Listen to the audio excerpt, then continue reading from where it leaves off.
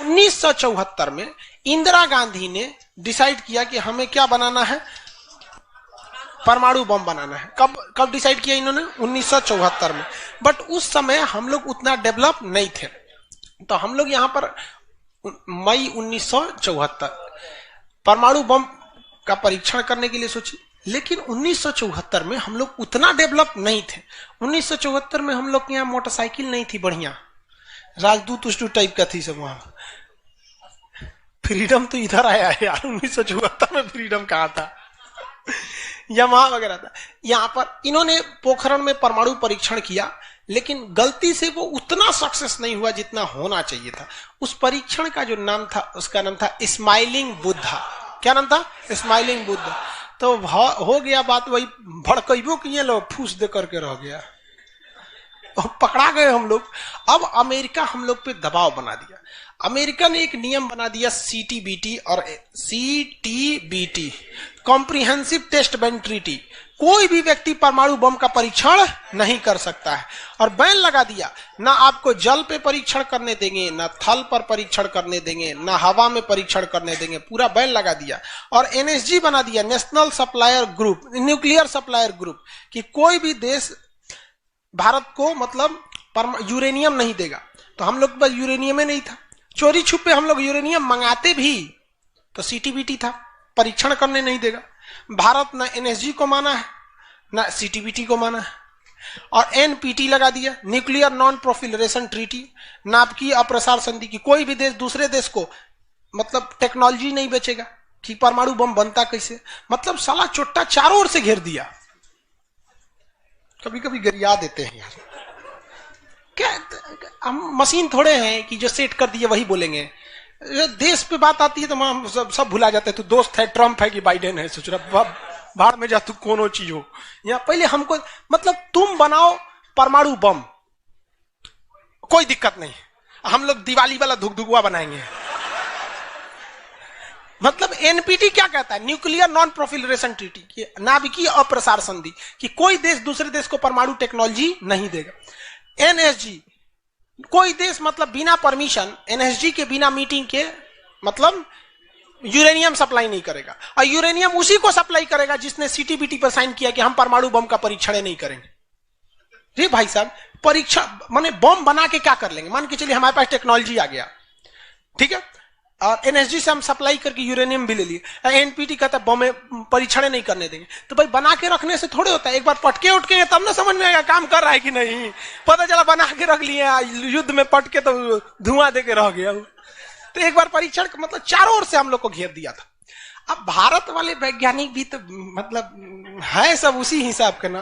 भारत वाले ने कहा कि एक काम कीजिए, एक समझ में नहीं आ रहा है, अमेरिका से कहिए तू हमारे यहाँ परमाणु बिजली घर लगाओ। तो इंदिरा गांधी थी ना, अमेरिका को फुसला दी, कही कि देखिए ना गुजरात में हमारा तारापुर जगह है, वहां परमाणु बिजली घर लगाना है, उसमें बिजली बनेगा, लाइट बत्ती जलेगा, आप बिजली घर लगाइए। सुने हैं कि 300 करोड़ का खर्चा आता है, जबकि 200 करोड़ का खर्चा आता था। तो अमेरिका लपलपा गया कि अरे दादा बिना मोलाई तो रेट बढ़ा दी है। अजब हाल है भाई, महिला मोलाई ना करे, ऐसा हो सकता है? महिला को कोनो सामान फ्री में कहेंगे तो कहेगी 2 गो दे दो।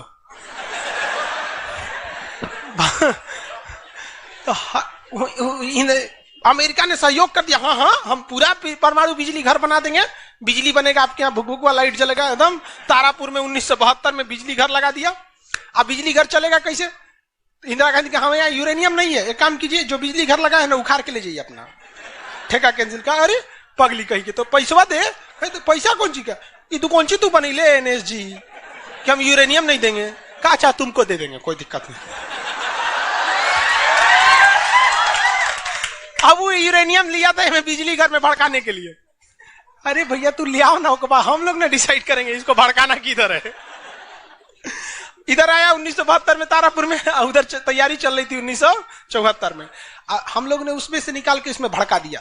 बाद में पता चला गलती हो गया, अमेरिका होशियार निकला, जो यूरेनियम बिजली घर में लगता है वो 20% इनरीच रहता है, अब परमाणु बम में 80% इनरीच चाहिए होता है। हमसे गलती हो गया, ससुरा जातो गया भातो ना मिला। भड़काइयो दिए, बदनामो हो गए लोग, और सब सतर्क हो गया, सब हरक गया, सब देहात में बोला जाता है ना, हरक गया सब। ले भाई, हम लोग को पता नहीं था कि हम लोग वो कच्चे मसाला पे भड़का दिए थे लोग। अब क्या हो, इस सब 75 को नियम लगा दिया, हम लोग को कोई देता ही नहीं था। तो बस अब भारत में वैज्ञानिक, इंदिरा गांधी ने प्रोग्राम को कैंसिल नहीं किया, कहा कि बनाइए। अब भारत में धीरे धीरे आगे गए, एक से एक वैज्ञानिक मिल गए सब। उसमें एक चिदम्बरम थे, बहुत मशहूर वैज्ञानिक, और उसके बाद मिल गए हमारे एपीजे अब्दुल कलाम, सोने पे सुहागा। इन्होंने परमाणु बम बनाने की पूरी तैयारी कर ली।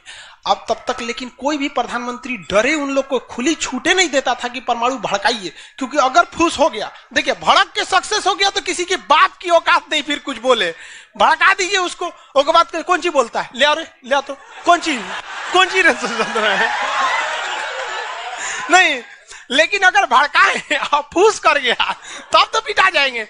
जापान पर परमाणु बम मार दिया था अमेरिका, जापान चुपचाप देख लिया था। जापान के बाद परमाणु बम रहता ना, अरे बाप रे बाप, उनको तो दिखाया रहता, जापान वो मारा रहता ना जिसका कोई हद नहीं। मजबूरी हो गई थी। तो भारत के सामने यही रास्ता था कि भैया अगर भड़का दिए और अगर सक्सेस नहीं हुआ तो इस बार माफी मिलने वाला नहीं है, क्योंकि 1974 में एक बार माफ कर दिया था।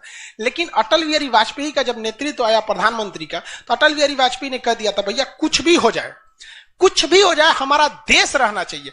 आज के नेता रियलिटी बताते हैं। अटल, हम जो लोग, हम और आप उस पीढ़ी में से हैं जिन्होंने एक साथ दो महापुरुष को अपने देश में देखा, राष्ट्रपति के रूप में एपीजे अब्दुल कलाम और प्रधानमंत्री के रूप में अटल बिहारी वाजपेयी।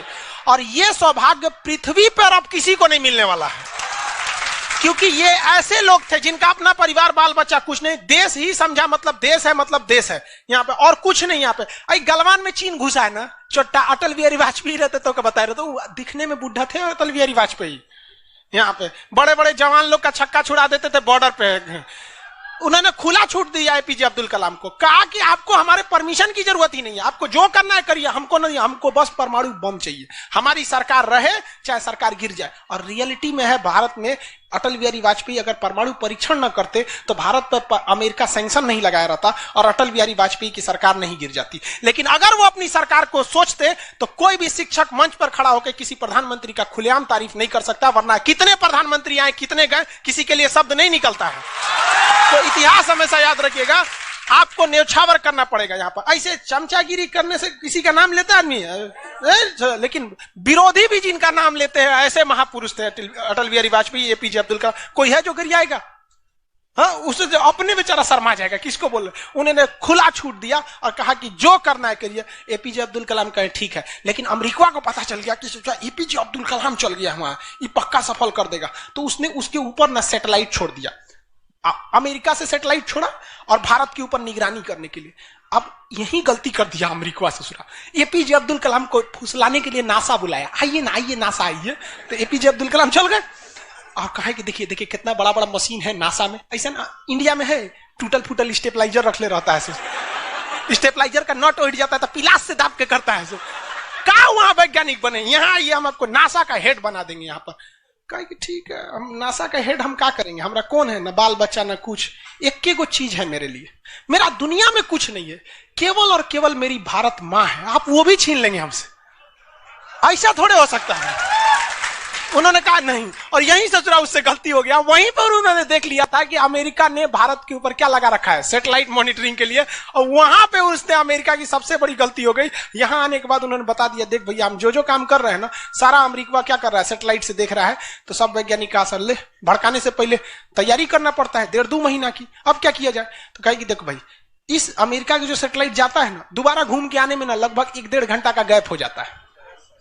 इसी बीच में जो करना है करो। कहा कि 1.5 घंटा में कौन सी करेंगे।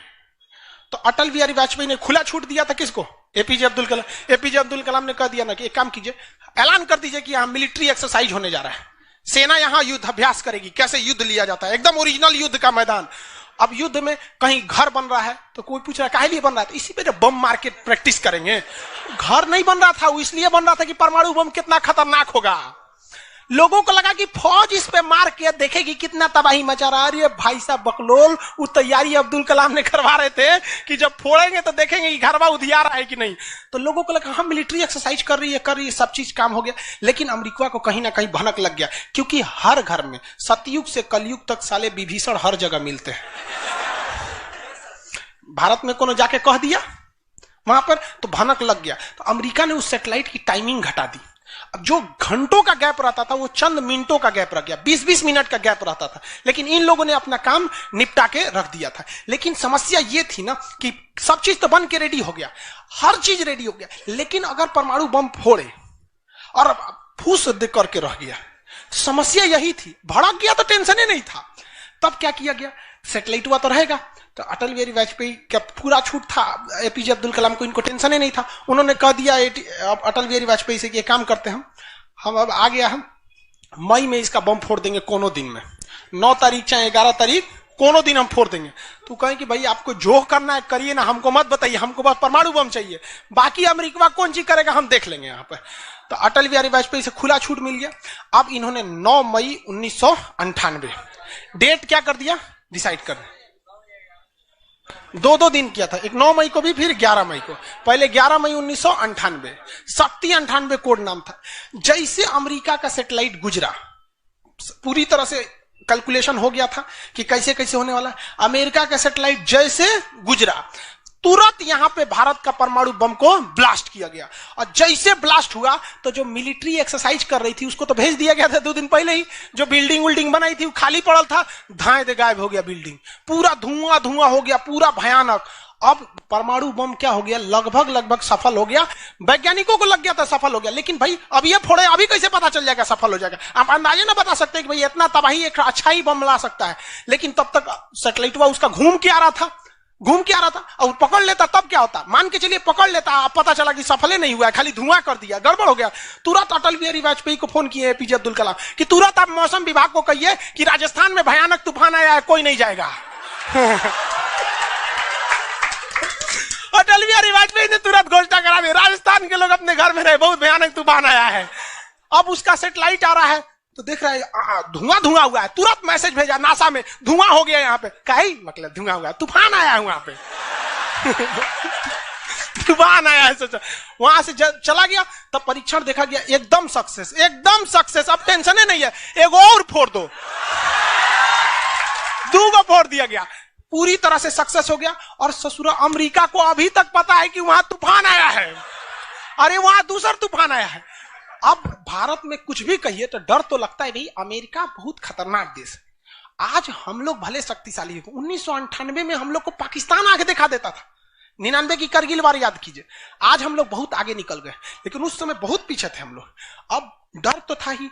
अब भारत के प्रधानमंत्री सब राष्ट्रपति सुखपुकाइल थे, अमेरिका क्या करेगा, ओके पते नहीं। 9 तारीख बीत गया, 10 तारीख बीत गया, पता ही नहीं चला अमेरिका को। अटल बिहारी वाजपेयी अब्दुल कलाम से पूछे कि महाराज तो सोचा कुछ सुख बुगाइए नहीं रहा, तो पते ना चल। एक काम करते हैं, आप धड़ल्ले से फोड़ देते हैं, क्या फायदा है हम। तो फिर 11 मई को 3 और फोड़ दिए, 2 गायब करके। जैसे परमाणु बम निकला धाम से फोड़े, पता ही नहीं चला दूसरा। लेकिन भाई धड़ाधड़ 5 फोड़ दीजिएगा तो पता चल जाएगा कि नहीं पता चल। ये डाउट हो गया पाकिस्तान को, जनते का है। हम लोग फोड़ रहे थे यहाँ पे, अब भूकंप आ रहा था यहाँ। फोन किया अमेरिका को कि बकलवा आंधी उंधी ना उठ लो, फोड़ दिया वो परमाणु बम। अमेरिका ससुरा माथा फोड़ रहा है अपना, कह रहा है कि अब क्या करें हम। यहाँ पे नासा वालन को गरियाया, गिरे चोट्टा कहीं का, तू लोग को सैटेलाइट लगाओ, हाई लगाओ। वहां पे कौन सी देख रहा था लोग वहां पे, कह रहा कि हम तो बोलबे किए थे कि उधर दुका उठाया था, अपने ना बोल रहे थे कि आंधी उठल है वहां पे।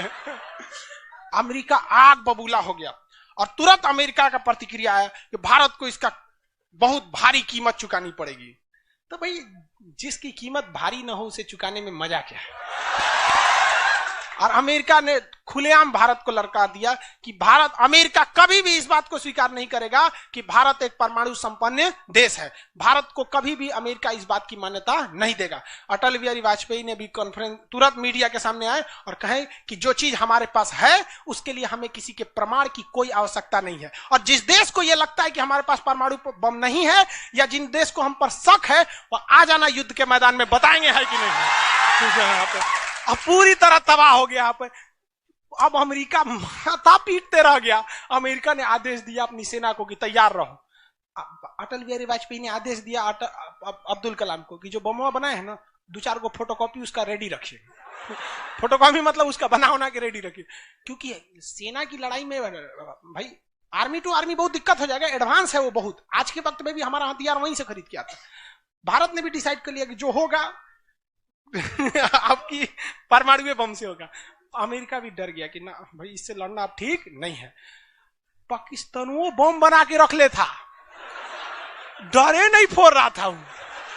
एक हफ्ता तक देखा कि भारत को क्या हो रहा है क्या हो रहा है, देखा कि कुछ नहीं हुआ, इहो चुप पे फोड़ दिया। अमेरिका एकदम ककुआ गया, एकदम कह रे चट्टा कहीं का तू क्या फोड़ा रे। तो पाकिस्तान में झाड़ दिया अमेरिका को कि हमरे बोलेंगे कमजोर जान के, हाँ फोड़ ले आपके आप बाई तो एकरा नहीं बोलेंगे आप, हम कमजोर हैं तो हमरा बोल देंगे। एक काम कीजिए आप भारत को जो सजा दीजिएगा हम भी वही सजा काट लेंगे। सोचो हमरे पे खेल गया। हम ही लोग पे खेल गया पाकिस्तान। अब भाई अमेरिका टेंशन में आ गया। अमेरिका ने भारत पर एम्बार्गो और प्रतिबंध लगा दिया, जैसे अभी सऊदी अरब पे प्रतिबंध लगा दिया, कल के वीडियो में बताए थे, सऊदी अरब का डस्टबिन बना दिया वहां के। तो वहां पर अमेरिका ने भारत पर प्रतिबंध लगा दिया, कोई देश भारत से सामान नहीं खरीदेगा, जो जो चीज जरूरत की थी सब चीज पर बैन लगा दिया। भारत की अर्थव्यवस्था डूब गई, पाकिस्तान की भी अर्थव्यवस्था डूब गई, लेकिन भारत को बचा लिया भारत के 55 लाख कुशल कारीगर जो विदेशों में काम करते हैं। आप प्रतिबंध लगाइएगा भी तो पूरी दुनिया का कारखाने ठप हो जाएंगे, क्योंकि हर जगह भारत के वहां वर्कर काम करते हैं। और अमेरिका या सीबीएसई वाले जो वर्कर होते हैं वो स्पेशलिस्ट होते हैं, पेंट मारता है तो पेंटे मारेगा। भारत का मिस्त्री मल्टी टैलेंटेड होता है, पेंट मार रहा है उसको कोई काटी ठोक दो तो बिजली वाला काम कर दे, तो हाँ तार और घींच देते हैं। मल्टी टैलेंटेड होता है और काम भी बहुत ज्यादा करता है। काम हम जब 5 बजे कर देगा तो आदमी अच्छा बोरा नीचे उतार दो, तो ये सब बड़ी काम कर देता है, मेहनती होता है सर, कोई दिक्कत नहीं है उन सब में। खाना नहीं भी है तो कोई दिक्कत नहीं, निकालेगा कहीं नहीं है, चालू। तो पूरी दुनिया से भारत को पैसे आ रहे थे, पूरी दुनिया भारत में क्या, भारत के हजारों वर्कर लाखों काम कर रहे थे, भारत में पैसा आ रहा था, तो हमारी अर्थव्यवस्था पर उतना भयानक प्रभाव नहीं पड़ा। लेकिन पाकिस्तान की अर्थव्यवस्था तबाह हो गई। इसकी यहां के कोई वर्कर को ले भी नहीं जाता है। अरे चोटा कब मार करेगा कोई ठीक नहीं है यहाँ पर। ये सब इतने बड़े बैल होते हैं सब पाकिस्तान वाला।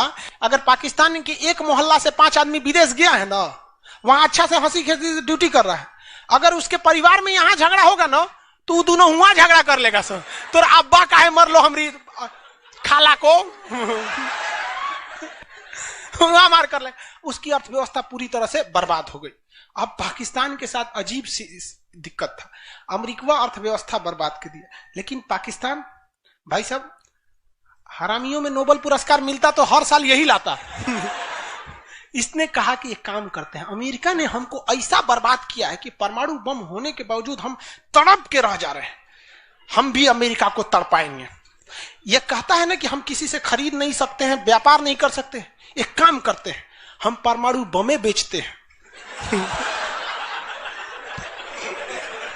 ससुरा उत्तरी कोरिया को बेच दिया, किंग जोंग पगला को देखे उसका टेक्नोलॉजी पाकिस्तान दिया है, सद्दाम हुसैन को, ईरान को, सबको बेचने लगा कि सारा थ्योरी ले आके देखता था कि देखिए ऐसे ऐसे परमाणु बम बनता है, लीजिए 20 करोड़ दीजिए जाइए। अब अगला हिसाब 1 महीना तो काटेगा आदमी, अगला हिसाब देखे। अमेरिका कर रहा है पाकिस्तान में चोट्टा क्या कर रहा है, क्या कर रहा है, मरे हम भूखे मरे, आप प्रतिबंध हटा दिए नहीं तो हम इसको फेसबुक पे डाल देंगे।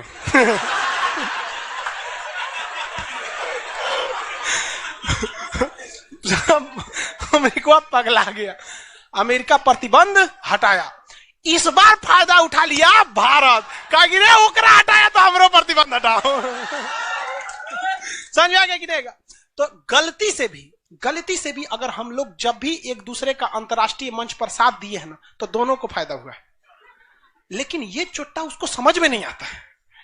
अभी भी अगर वो शांति से रहेगा ना तो बहुत आगे जाएगा, और अशांति से रहेगा तो एकदम में आगे चल जाएगा।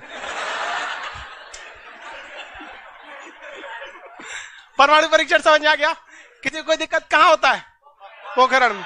आज भारत परमाणु संपन्न है या नहीं है, परमाणु की आवश्यकता है नहीं। अब अमेरिका केस कर दिया भारत पर, कहा कि आपने न्यूक्लियर प्रसार संधि तोड़ा है। भारत ने कहा हम नहीं तोड़े हैं, हमने किसी से संधि मंगाया ही नहीं है, हमारे खुद के वैज्ञानिकों ने खुद बनाया है। और ये बात खूब एपीजे अब्दुल कलाम ने बोला था। कौन सी बोलता है चौराहे, हम बनी ले, बताएं कैसे बनता है।